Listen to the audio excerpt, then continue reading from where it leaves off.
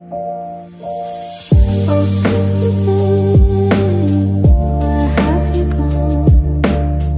I'm getting old and I need something to rely on. So tell me when you're gonna let me in.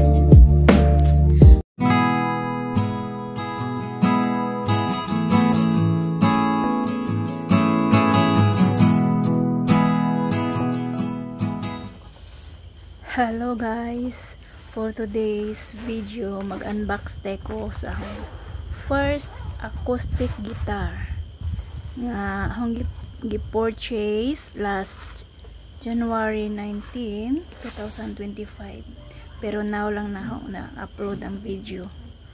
So this one was bought in Cristofori shop in Singapore for about $99, so maybe equivalent to almost 5,000 pesos. Dugay radyo ko ng andoy nga makagitara pero walang dyan chance ba. So mo na siya ang sulod sa inclusion na siya free string, pero isa lang na ka string ang libre. Tapos kaning siyang tuner, dili na siya included ha. Ana siya, lahi na siya price.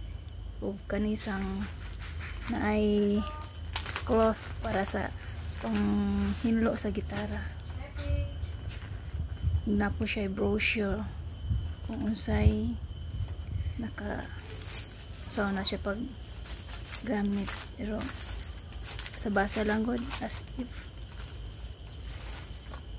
kani siya, nindot siya ang kuantila niyang panghinlo sa gitara. Nice as in. So kuan din na siya nga brand guys, Asahi. It's made from Japan. So nice, dili daghan og choices sa color, pero kanilang pud akong giganahan.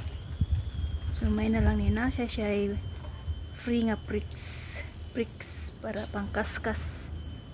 Pero dili ko ganahan maggamit ang bricks kaya upunaanan maglisod ko.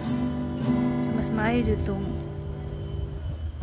gamit na ang kamot kay murag makakontrol taba ang sound. So at least dream come true, magapalit na jud ko ang gabalingon ng gitara. May na lang na siya para pawas laay. Sa tinulang dito pa ko kay bawo mo gamit ani mo nang.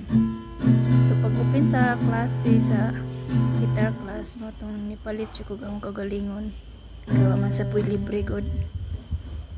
So pugos tagpalit na magamit na sila.